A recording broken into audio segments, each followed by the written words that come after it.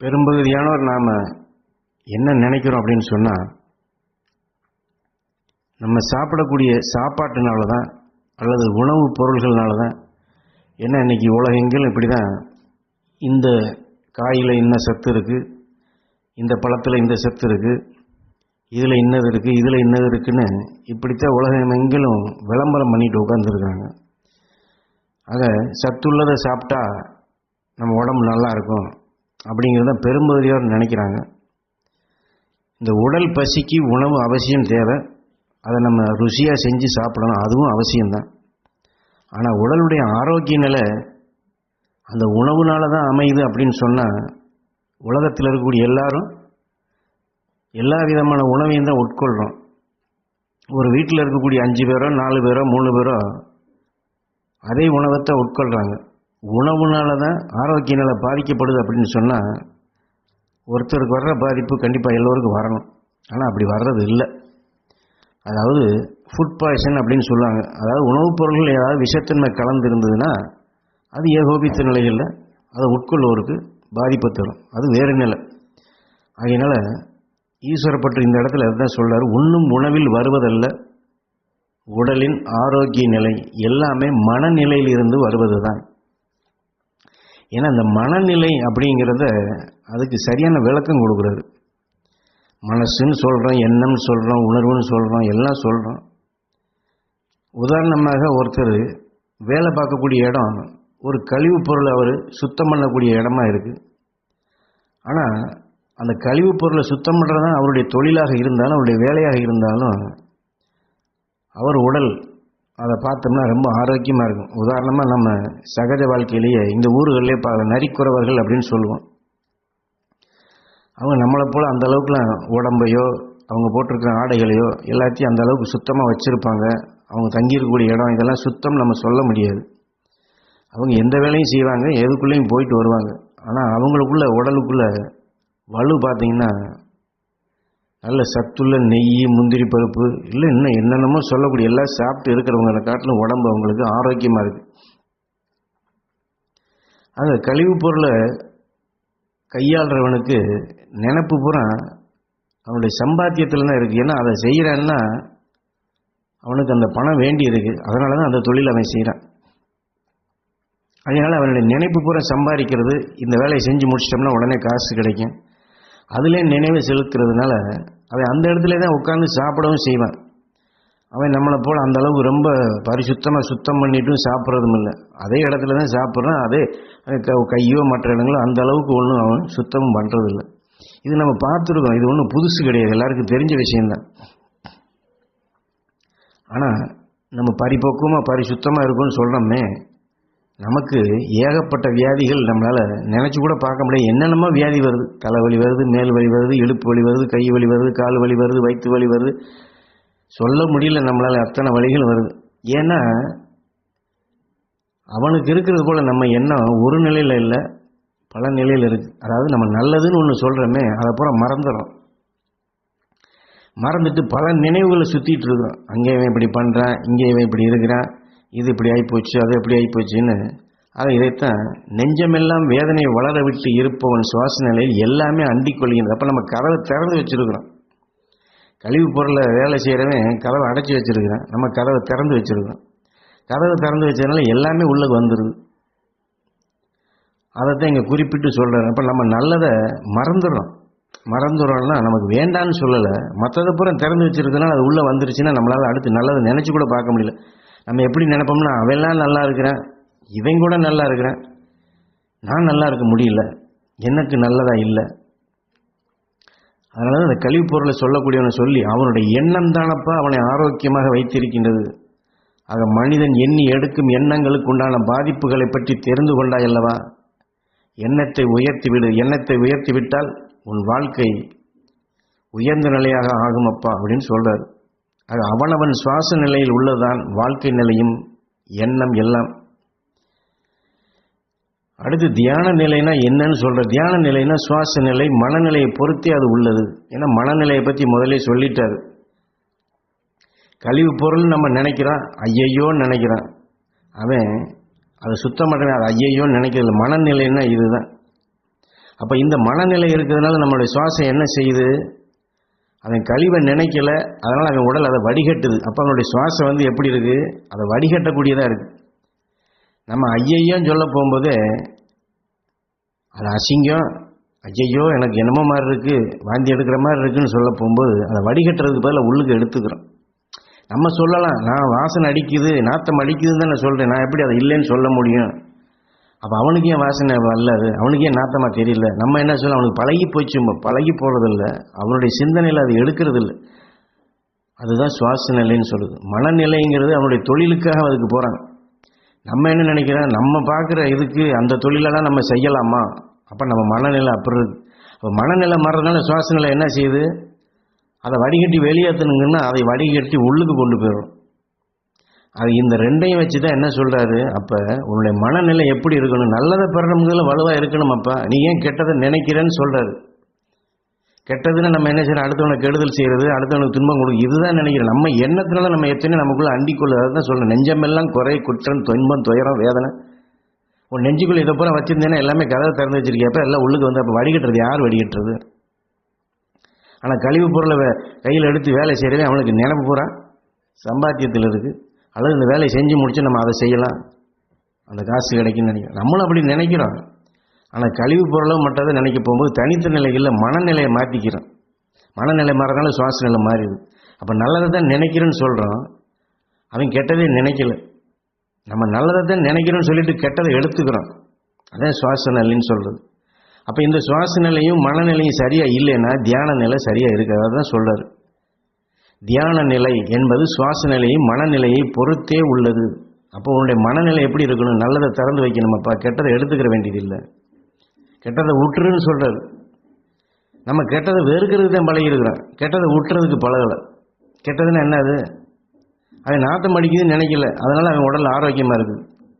நம்ம கெட்டது ஐயையோ அசிங்கம், ஐயையோ அசுத்தமாக இருக்குது, ஐயையோ என்னமோ நாத்தம் அடிக்கும்போது வடிகட்டுறது பதில் உள்ளுக்கு தள்ளிடும். அப்போ சுவாச நிலை மாறிடுது. இதை உணர்வின் அழுத்தம்னு சொல்கிறது. நம்ம அழுத்தம் எங்கே வச்சுருக்கிறோம்? ஆகையினால தான் எந்த நிலை வந்தாலும் உன் மனநிலையை சந்தோஷமாகவே வைத்துக்கொள். இப்படி சொன்னோம்னா அடுத்து என்ன சொல்லுவான்? அது எப்படிங்க சந்தோஷமாக வச்சுக்கிற முடியும்? அது என்ன நிலை, அந்த நிலை அப்படி சொல்கிறீங்க? கஷ்டம் வரும்போது துன்பம் வரும்போது நானாக அதை போய் எனக்கு வேணும்னா சொல்லி கேட்குறேன், இப்படி தான் சொல்லுவேன். நல்லது நினைக்கிறவங்க இந்த கேள்வி இப்படி தான் கேட்போம். கெட்டது நடக்கணும்னு சொல்லி நாங்கள் நினைப்போமாங்க? நாத்தம் அடிக்குதுங்கிறது எங்களுக்கு நாத்தம் வேணும்னா சொல்லுவோம். ஆனால் ஐயையோ நாத்தமாக இருக்குன்னு யார் நினைக்க சொன்னது? நம்ம அப்படி இருக்குதுனால அப்படி நினைக்கிறோன்னு சொல்கிறோம். அப்போ நம்ம சந்தோஷமாக அதை எப்படி வச்சுக்கிறது? சரி, இந்த இடத்துல அது இருக்குது, அதனால் வாசனை அடிக்குது, சரி நம்ம இதை மாற்றிக்கொள்வோம். அப்போ நமக்கு என்ன தேவை? அப்போ நமக்கு என்ன தேவையோ அதை எடுக்கணும். நம்ம சரியில்லை நாத்தம் அடிக்குதுங்கிறத குறிப்பாக எடுக்கிறோம். அதைத்தான் நம்ம தவறு வருது, துன்பம் வருது, துயரம் வருது அப்படின்னா அதுக்கு நானாக பொறுப்பாளி அப்படிங்கிறோம். கெட்ட நாத்தம் வருதுன்னா அதுக்கு நானாக பொறுப்பாளி அப்படிங்கிறோம். நம்ம கெட்டதை எடுத்துக்கிறோமே, நம்ம பொறுப்பில் எடுத்துக்கிறோம். நமக்கு சம்மந்தமே இல்லைன்னா நம்ம அதை எடுத்துக்கிறது தயாராக இருக்கணும். அதனால் இந்த கேள்வி கலக்கம் வரும்பொழுது நல்ல நானாகவே அதை செய்து கொண்டேன், எனக்கு என்ன செய்வது, எனக்கு என்ன தெரியும், அதுக்கு நான் என்ன செய்கிறது, எப்படின்னா கேள்வி கேட்போங்கிறது. அதுக்கு ஒரு உதாரணம் சொல்கிறார். கதையில் படித்திருப்பாய், ஊரெல்லாம் பற்றி எறிந்தாலும் ஒரு மன்னன் பிடில் வாசித்தான். ஒரு இசைக்கருவியை வாசிக்கிறான், ஊரெல்லாம் தீப்பிடிச்சு எரியுது, அவன் இருக்கக்கூடிய இடம். எரியும் ஊர் எரிந்து விட்டது, அதனுடன் அழுது அவன் என்ன செய்திடுவான்? எப்போ ஊரெல்லாம் எரியுது, அதுக்கு அவன் என்ன செய்ய போகிறான்? மனநிலை ஒரு நிலையில் இருந்திட்டால் ஊர் எரிவதும் தெரியாது, உலக அளவு துவேஷம் வந்தாலும் தாங்கிடும் அப்பா அந்த மனநிலை. ஊரெல்லாம் எரியுது, இப்போ நம்ம சின்ன இடமா இருந்துச்சுன்னா அணைச்சிடலாம். ஊரே எரியுதுன்னா என்ன செய்ய முடியும்? ஊரில் இருக்க எல்லாத்தையும் போய் அணைக்க முடியுமா? சின்ன இடம், ஒரு வீடு இல்லை 2 வீடு எரியுதுன்னா அணைக்கலாம். ஊரே எரியுதுன்னா அப்போ அதுக்காண்டி நம்ம அழுதுகிட்டு இருந்தோம்னா சரியாக வருமா? அதைத்தான் இங்கே சுட்டி காட்டுற. ஊர் எரிவதே தெரியாதப்பாங்கிற ஓ மனநிலை ஒரு நிலை தான். அப்போ அது எரியுது, எரிஞ்சிட்டு போகுது, நான் எனக்கு இசை அந்த மகிழ்ச்சி முக்கியம் அப்படின்னு அவன் அதை வாசிக்கிறான்னு சொல்கிறாரு. அப்போ அந்த மனநிலையில் இருந்தால் உனக்குள்ள எந்த துவேஷம்னா வெறுப்பு கலந்தது, பழிதீக்கிற உணவு, எதுவுமே உன்னை பாதிக்காது அப்படிங்கிறது. உலகளவு வந்தாலும் பாதிக்காதப்பா. வரும் துவேஷத்தை எண்ணிக்கொண்டிருந்தால் எதிர் துவேஷம்தான் எழும்பி நிற்கும். அவன் என்னை பார்க்குறேன், அவன் என்னை முறைச்சி பார்க்குறேன், அவன் என்னை குற்றம் சொல்கிறேன், அவன் என்னை கேள்வி பண்ணுறேன், அவன் என்னை கிண்டல் பண்ணுறேன்னா நம்ம பதிலுக்கு நம்ம அவனுக்கு என்ன செய்யலாம்? அப்போ துவேஷிப்பவனை துவேஷத்தன்மையில் துவேஷிப்பதல்ல அந்நிலை என்று பலமுறை பகர்ந்துள்ளேன். ஒருத்தன் நம்மளுக்கு துன்பம் கொடுக்குறேன், துயரம் கொடுக்குறேன், கேவலப்படுத்துகிறேன், கிண்டல் பண்ணுறேன், கேலி செய்கிறேன் அப்படின்னா அவனுக்கு பதிலுக்கு பதில் அதை செய்கிறது பேர் சரியான நிலை கிடையாது. நான் முதல்ல சொல்லியிருக்கேனப்பா அப்படிங்கிறது. நாரதரின் கதையை புகட்டி உள்ளேன். உன் மனநிலையை மாற்றிடாமல், துவேஷிக்கும் தன்மையை ஏற்றிடாமல் தியான நிலையில் உன் மனதை ஒருநிலைப்படுத்திடப்பா. அந்நிலையில் உதித்திடும் பல உதயங்கள் உனக்குள்ளே. ஏன்னா அந்த உதயம்ங்கிற வார்த்தை அடிக்கடி ஈஸ்வரப்பட்டு நமக்கு சொல்வார். ஏன்னா அந்த உதயம் அப்படின்னு சொன்னால் அவர் கொடுக்கக்கூடிய உயர்ந்த உணர்வு. அவர் கொடுக்கக்கூடிய உயர்ந்த உணர்வு நமக்கு வேணும்னா நம்ம நினைவு அங்கே செலுத்தணும். அதுக்கு தான் தியான நிலைன்னு சொல்கிறது. ஒரு நிலைப்படுத்தினா ஈஸ்வரான்னு சொல்ல போகும்போது ஈஸ்வரப்பட்ட நம்ம நினைவு கொண்டு வந்து அவருடைய அருள் சக்தி பெறணும், மகிழ்ச்சி அருள் சக்தி பெறணும், எனக்கு இருந்து விடுபடக்கூடிய உபாயம் வேணும்னு அவர்வால் நினைவை செலுத்தினா அவர் உதயம் கொடுத்துருவார். உதயம்னா புதிதாக அந்த நினைவை நமக்குள்ளே தூண்டுவார். ஏன்னா நம்ம பசி எனக்கு வேணும்னு சொல்லி கேட்கும்போது நான் கொடுக்க முடியும். அப்போ எனக்கு இதுக்கு உண்டான மாற்றத்திற்கு என்ன செய்யணும்னு எனக்கு வேணும்னு நம்ம கேட்கணும். எனக்கு இப்படி இருக்கேன்னு சொன்னோம்னா அதுதான் வரும். அந்நிலையில் உதித்திடும் பல உதயங்கள் உனக்குள்ளே. நாரதன் வழியில் சேர்ந்து நசிக்கிட வேண்டும் மூட்டை பூச்சிகளை. புரிகிறதா? நாரதன்னா கலகம், கலகம்னா கலகப்பிரியன். ஆனால் நாரதன் கலகம் நன்மையில் முடியும். நம்மளுடைய செயல் எப்படி இருக்குன்னா நன்மையில் முடிக்க வைக்கிறதா இருக்கணும். அப்போ கலகப்பிரியன்னா அவங்களுக்குள்ள மகிழ்ச்சி ஞானியில் உணர்வுகளை பாய்ச்சி, அதாவது மற்றவர்களுக்கு சொல்கிறார், உனக்கு இவன் துன்பம் கொடுக்குறேன், துயரம் கொடுக்குறேன், கேவலப்படுகிறேன், கிண்டல் பண்ணுறேன், கேலி செய்கிறேன், போகிற பாதையில் இடைஞ்சல் பண்ணுறேன், நீ நினைக்கிறல அவனுக்கு அந்த அணுசக்தியை பாய்ச்சி, மகிழ்ச்சி அணுசக்தியை பாய்ச்சி, துருவ நட்சத்திரத்தை பாய்ச்சி அந்த உணர்வு அங்கே போய் கலகத்தை உண்டாக்குமாப்பா அப்படிங்கிறது. கலகத்தை அவனுக்குள்ளே உண்டாச்சுன்னா இது ஏன் செஞ்சேன், எதுக்கு செஞ்சேன், இது செஞ்சதுனால என்ன விளைவு, நம்ம இதை செய்யலாமா, இது செய்யக்கூடாது அப்படின்னு அவனுக்கு அந்த சிந்தனை வருமாப்பா. அப்படி அதனால தான் நாரதன் வழியில் சென்று நசிக்கிட வேண்டும் மூட்டை பூச்சிகளைங்கிறது. நீ கையை கொண்டு போய் நசுக்க வேண்டியதில்லப்பா. தெளிவாக சொல்கிறார். இதுக்கு இன்னும் தெளிவான நிறைய உதாரணம். பெரும் குடிகாரனின் எண்ணம் எல்லாம் குடியிலும் அதை அடைவதற்குண்டான வழியிலும் வந்து கொண்டே இருக்கும். அவ்வெண்ணத்திலே, அந்த வழியிலே அவனுக்குள் இருக்கும் ஈசனின் சக்தியை அவனுள்ளே அவ்வெண்ணத்திலேயே கொண்டு செல்கின்றான். குடிகாரனுக்கு விடிஞ்சா போகும், படுத்தா போதும், எந்திரிச்சா போதும்னு சொல்கிற மாதிரி அவனுக்கு விடிஞ்சாலே குடிக்கிற நினைப்பு தான் இருக்கும். அவன் எண்ணம் பூரா அதில் தான் இருக்கும். அப்போ அவனுக்குள்ளே இருக்கக்கூடிய ஈசனின் சக்தி அவன் அதுக்கு தான் பயன்படுத்துகிறான். அவன் அதை தான் அழைச்சிட்டு போகிறான். அவன் நினைக்கிறது நடக்குதுங்கிற காலங்காத்தான் நான் குடிக்கணும்னு நினச்சா அங்கே ஈசனை அழைச்சிட்டு போயிடுறேன். அதே வழியில் தான் ஒரு திருடனும் செயல்படுகின்றான். திருடன் எண்ணம் எல்லாம் எந்நிலையில் எங்கே போய் எதை நம்ம திருடலாம், நமக்கு அது சொந்தமாகிக்கலாம், இதைத்தான் நினச்சிட்டு இருக்கு. அப்போ அவனுக்குள்ளே இருக்கும் ஈசன் நம்ம அவன் வழிக்கே வருகின்றான். அவனுக்கு அந்த வழியை காட்டினாக ஒவ்வொரு தொழிலும் ஈடுபவரும் இப்படித்தான் அவனுக்குள்ளே இருக்கக்கூடிய ஈசன் அவனை வழி நடத்துகின்றானப்பா. எல்லோரிடத்திலும் உயிரிலும் அந்த ஈசன் இருக்கின்றான், கலந்திருக்கின்றான். அவனவன் எண்ணத்திற்கு அவனவன் வழிக்கு செல்லுகின்றான். நல்லவனுக்கும் வழி செய்கின்றான், தீயவனுக்கும் வழி செய்கின்றான். ஈசன் என்பவன் யாரப்பா? ஈசன் என்பவன் கல்லும் மண்ணும் அல்ல, காலத்துடன் கலந்துள்ளான், காற்றிலும் ஒளியிலும் கலந்துள்ளான், என்னும் எண்ணத்தில் கலந்திடுவான் எம் ஈசன். ஜெபநிலையை எண்ணுபவனுக்கும் ஜெபத்துடன் கலந்திடுவான். உலகமெல்லாம் சுற்றியுள்ளான், எடுக்கும் பிறப்பை முடிக்கும் வரை எல்லா எண்ணத்திலும் எல்லா உயிரிலும் கலந்திருப்பான் ஈசன். அப்போ நமக்குள்ளே இருக்கக்கூடிய அந்த ஆண்டவனுடைய சக்தி பொதுவானது. நல்லவனுக்கு கெட்டவனுக்கு நான் நல்லவனுக்கு உதவி செய்வேன், கெட்டவனுக்கு நான் இடைஞ்சல் பண்ணுவேன்னு அது செய்யாது. அவனுக்குள்ளே இருக்கக்கூடிய அந்த நெருப்பின் சக்தி, அந்த மின்சாரத்தை எதுக்கு பயன்படுத்துகிறாங்களோ அதுக்கு தான் அது வழி சொல்லும். அது கல்லும் கிடையாது, மண்ணும் கிடையாது, காலத்தோடு கலந்துருக்கு. அந்த நெருப்புங்கிறது எல்லா இடத்துலையும் இருக்குது. அதனால தூணிலும் இருப்பான், துரும்பிலும் இருப்பான், உன்னிலும் இருப்பான், எண்ணிலும் இருப்பான், எங்கும் இருப்பான்னு சொல்லி நம்ம தத்துவங்களும் சாஸ்திரங்களும் நமக்கு முன்னோர்களும் சொல்லிட்டு போயிருக்கிறாங்க. ஆனால் நம்ம உருவத்தை நினைக்கிறோம், உள்பொருளை மறந்துட்டோம். ஆக ஜெபநிலை என்பவனுக்கு ஜெபத்துடனே வருகின்றான். எடுக்கும் பிறப்பை எடுக்கும் பிறப்பை இனி பிறவி இல்லை அப்படிங்கிற நிலைக்கு வந்துட்டோம்னா அந்த அளவுக்கு அவன் உனக்குள்ள அதை இயக்கி கொண்டிருப்பானப்பா அப்படிங்கிறது. நீ பிறவி இல்லை, நீ சுற்றிக்கிட்டே இருக்கன்னா உன் கூட அந்த உணர்வோடய சுற்றிக்கிட்டே இருப்பான். அதை எடுத்த காரியத்தை முடிக்கணும். உலகத்தில் விஜயம் செய்திருக்கு இந்த உயிர் அப்படின்னு சொன்னால் விண்ணுக்கு போகணும், மீண்டும் ஒளியாக போய் சேரணும். அதனால நல்ல வழியில் பிறப்பினுடைய பயனை முடிக்கணும், அந்த பலனை அடையணும். ஆக இந்த நிலையை புரிந்து கொண்டு வாழ்க்கையை பயனுள்ளதாக்கி நல்லெண்ணம் எண்ணிக்கொண்டு சுவாச நிலையை மாற்றிடாமல் வடிகட்டி வருபவன் தான் பெருநிலை பெறுகின்றான். இவ்வுலக வாழ்க்கையின் கலியின் கடைசி காலம் அப்பா இது, மனித ஜீவனின் கடைசி காலம். இப்பயனை புரிந்து கொண்டு நடந்திடப்பா. இருந்து என்ன பயன்? இருக்கும் வரை சம்பாதிக்கலாம், நம் இஷ்டத்திற்கு வாழாத வாழ்க்கை நமக்கு எதற்கு அப்படின்னு நீ பேரம் பேசாத, வாதம் பண்ணாத அப்படிங்கிறது.